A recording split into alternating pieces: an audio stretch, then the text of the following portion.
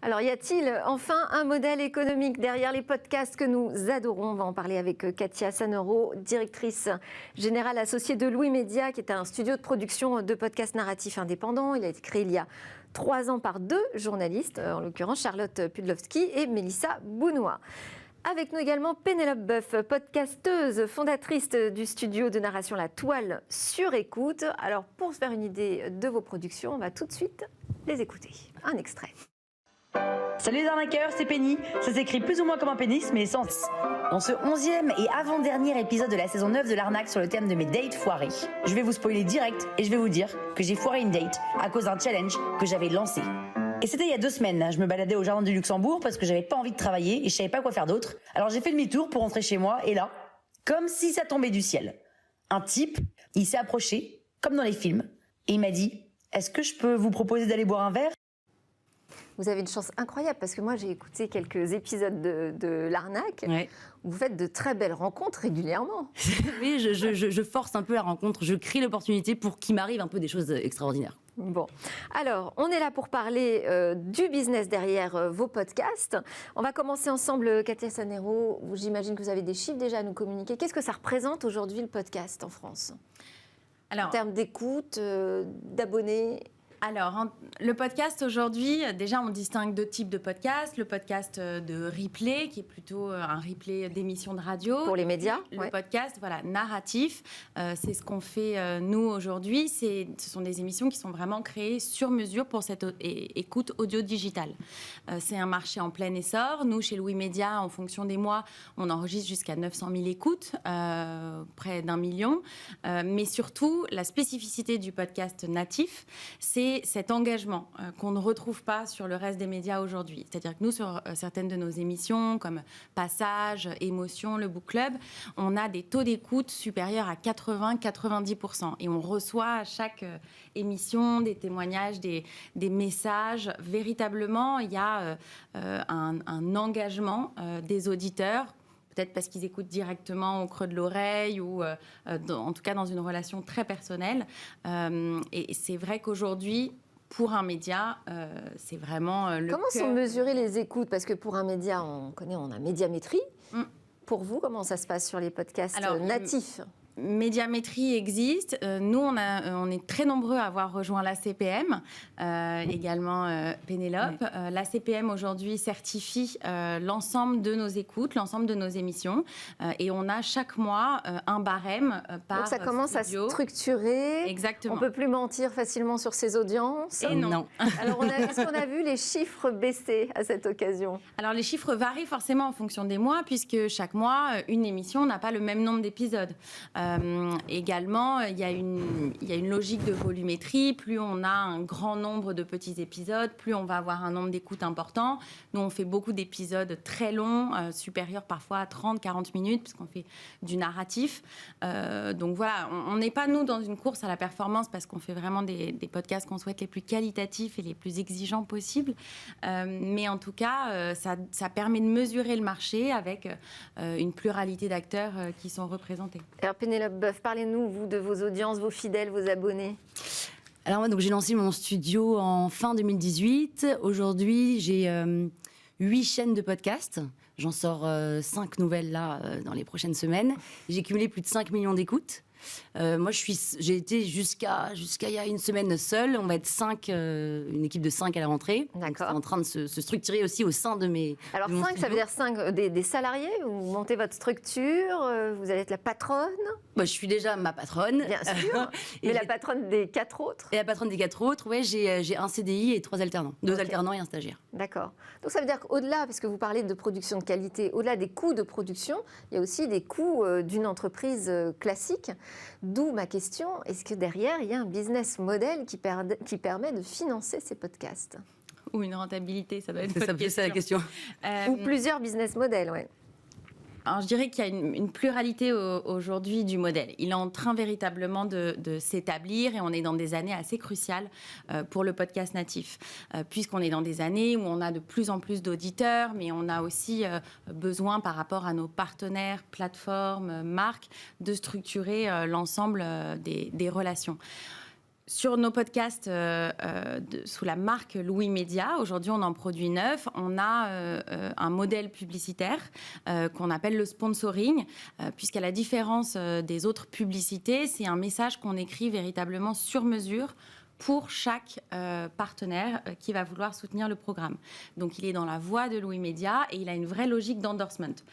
Et ça nous permet de garder sur le marché du podcast une publicité qui est ultra qualitative.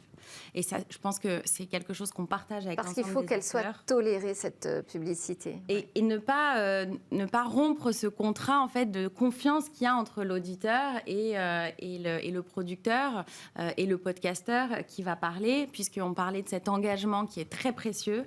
Je pense que c'est notre rôle avant tout de maintenir cette confiance et cette promesse.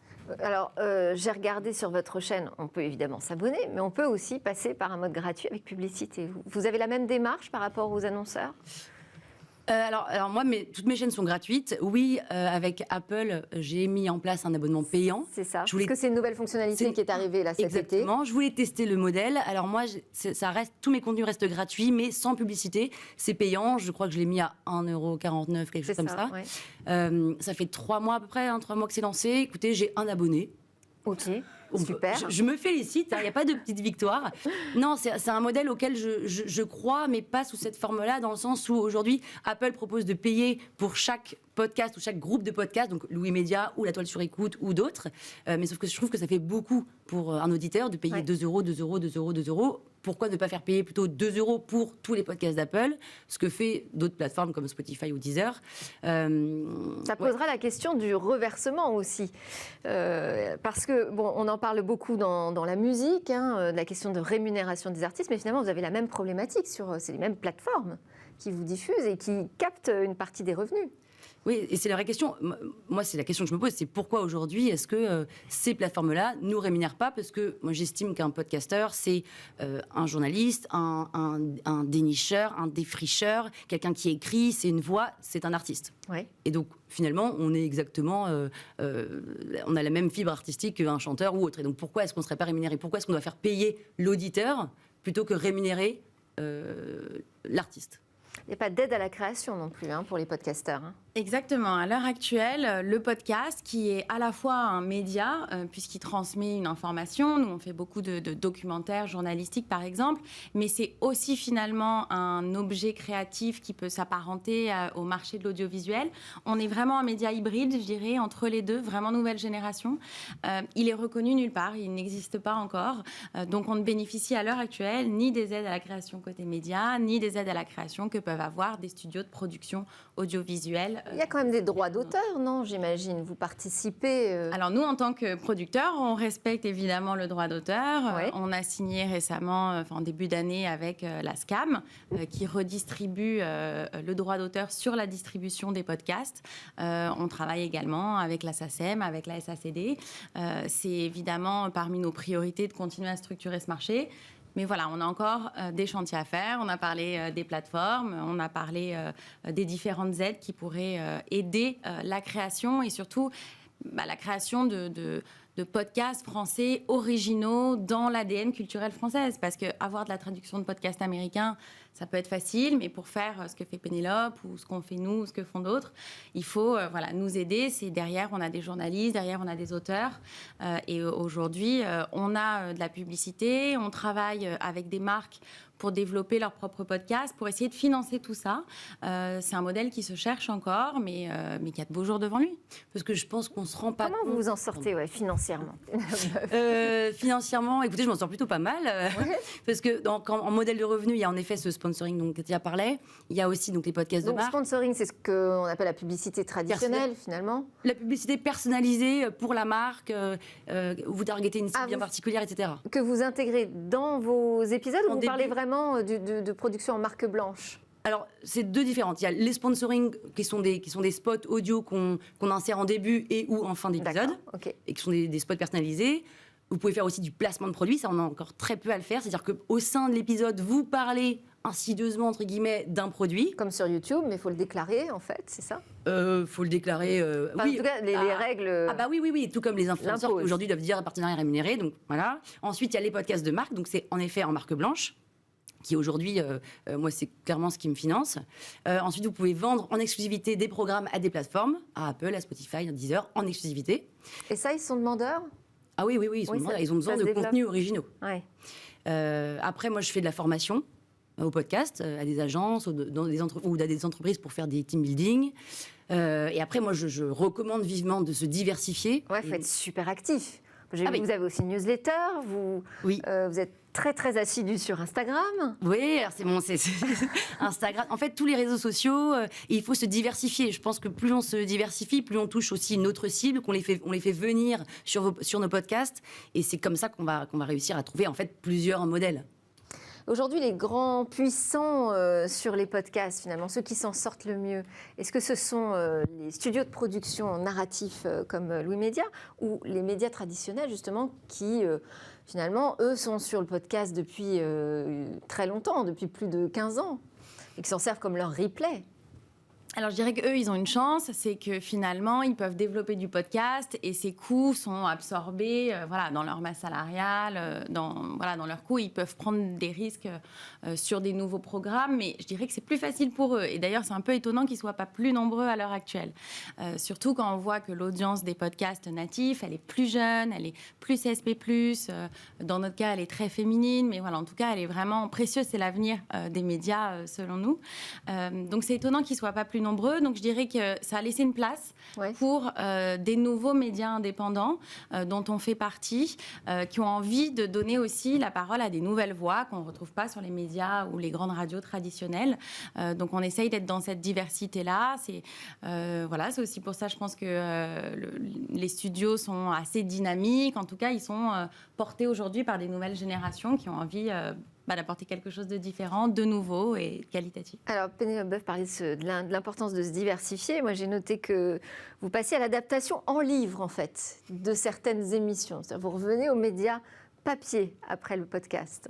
Alors, on croit beaucoup au papier. C'est pas parce qu'on fait du digital ou de l'audio, mais c'est très complémentaire comme approche le livre et finalement le podcast. Puisque quand on va dans une librairie, on choisit un ouvrage, on regarde la 4e de couverture, on le prend, on ouvre parfois la première page. Et un podcast, c'est assez similaire. On va sur une plateforme, on regarde les illustrations, la couverture, on regarde parfois le descriptif, et puis on lance. Il y a une démarche qui est très active.